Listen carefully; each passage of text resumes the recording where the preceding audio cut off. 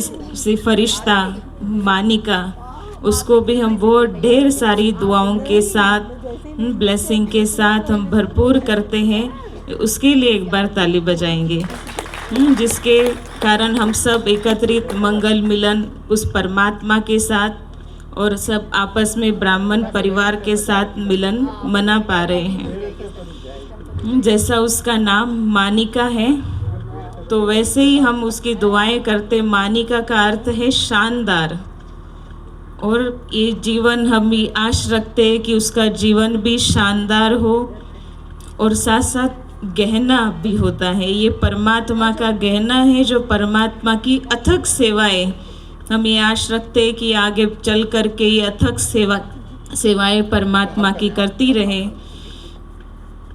तो अभी हम जो दिव्य आत्मा की बात कर रहे थे कि जिस आत्मा ने हमें एकत्रित कराया, तो वो हम सब परमात्मा के बच्चे, हम सब आत्मा एक दिव्य चैतन्य आत्मा है, ज्योतिर्बिंदु हैं।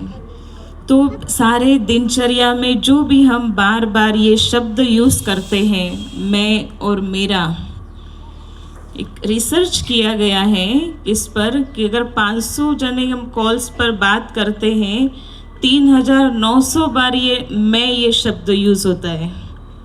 कितना? 3900 बार।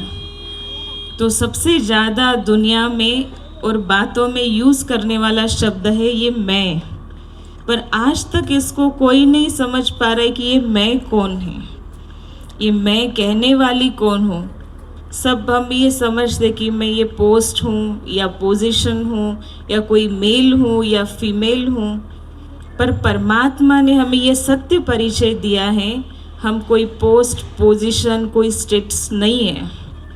मैं एक दिव्य चैतन्य शक्ति आत्मा हूँ, जो रोज की दिनचर्या में ये मैं शब्द कहने वाली, इस शरीर को चलाने वाली, इन हर एक कर्मेंद्रियों के द्वारा कार्य कराने वाली मैं आत्मा हूँ, जो कि इस शरीर के द्वारा, आँखों द्वारा देखना, मुख द्वारा बोलना, इन कानों द्वारा सुनना, वो तभी संभव है जब हमारे शरीर में आत्मा है। जब आत्मा शरीर से निकल जाती है तो इसको कोई भी कार्य इसका हो नहीं सकता है। तो इसका अर्थ है कि ये आत्मा कराने वाली है, एक चैतन्य शक्ति है, ज्योतिर्बिंदु है, एक मॉनिटर का एक काम करती है। और आत्मा का रहने का स्थान, जहाँ मंदिर में भी जाते हैं तो सबसे पहले क्या किया जाता है? आप सभी को भी जब आप आए हैं तो तिलक लगाया गया है ना, तो वो टीका लगाया जाता है। तो उसका अर्थ है कि अपने स्वयं के अस्तित्व में टिकना। वो आत्मा का ये कार्य है कि अपने अस्तित्व में अपने आप को समझ करके, इसलिए तो मंदिर में सभी को तिलक लगाया जाता है ना। और एक स्थान पर जहाँ दोनों आँखों के मध्य, जिसको भ्रकुटी कहा जाता है, वो आत्मा का स्थान है। तो आत्मा यहाँ रह करके पूरे शरीर को चलाती है। तो इतनी छोटी सी आत्मा जो दिखाई भी नहीं देती है, पर हम इसको अनुभव कर सकते हैं। और इसमें अनंत शक्तियाँ, ये जो भी है, इतने बड़े बड़े कार्य हो रहे, रिसर्च होते हैं, इन्वेंशन होते हैं, ये सब कौन करा रहा है? ये आत्मा ही तो करती है ना। कोई डेड बॉडी तो कर नहीं सकती। इसका अर्थ है कि ये शरीर को चलाने वाली एक चैतन्य शक्ति, जिसको हम स्पिरिचुअल भाषा में आत्मा कहते हैं, साइंस में एनर्जी कहा जाता है, वो कोई ना कोई एक पावरफुल शक्ति है जो इस शरीर को चलाती है। पर हम इसको भूल करके भौतिक बातों में, भौतिक वस्तुओं में इतना इंक्लूड हो गए कि अपने आप को भूल गए कि मैं कौन हूँ और क्या करने आई हूँ, है ना। कि सब हम ये समझ लेते कि बाहर की चीज़ें, वस्तु, वैभव, ये हमारे लिए सब कुछ है। पर जब एक सेकेंड में जब हम चले जाते हैं तो उसका अस्तित्व तो कुछ नहीं रहता है। एक सेकेंड में सब कुछ हमारा ख़त्म हो जाता है। तो वो सब कुछ कराने वाली, तो हमें ये समझना होगा, अपने आप को, स्वयं को जानना होगा, अपने स्थिति में, स्वस्थिति में रह करके उस परमात्मा को याद करना होगा। तो परमात्मा की सर्व शक्तियों को भी याद कर सकते हैं, प्राप्त कर सकते हैं।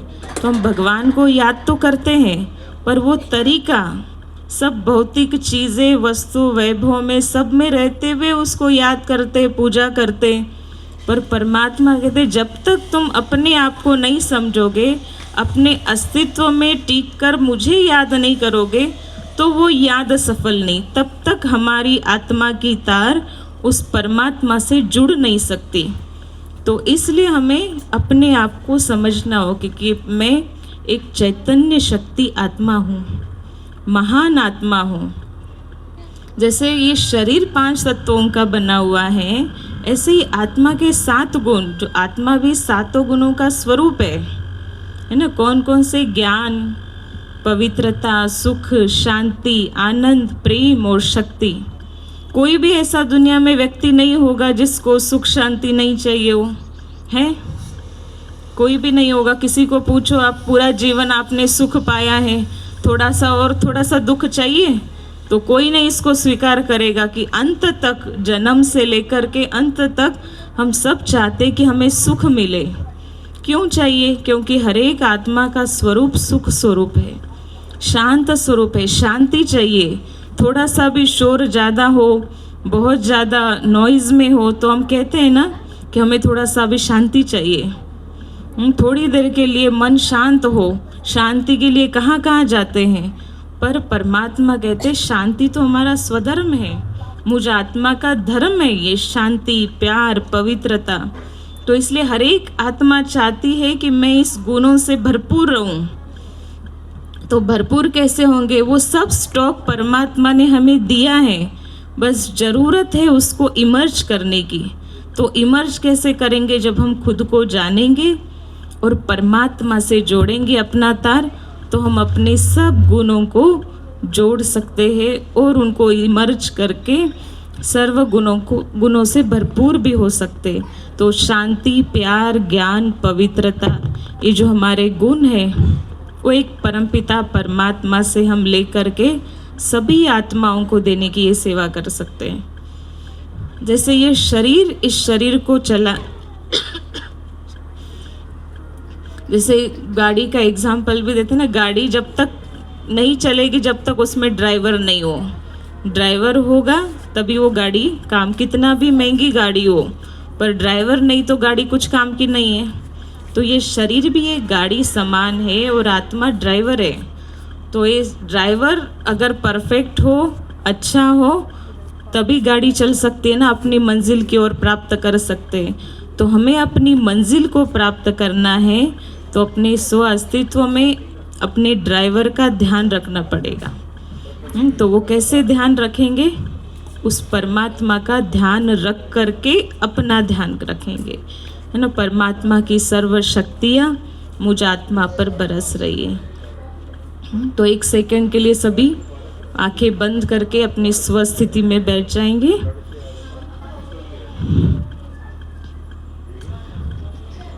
और ये अनुभव करें, सब बातों को समेटकर ये अनुभव करें, मैं एक अकेली आत्मा हूँ, एक energy, powerful soul, peaceful soul हूँ। मुझ परमात्मा के सुख, शांति, प्यार, शक्ति, पवित्रता, ये निज गुण है।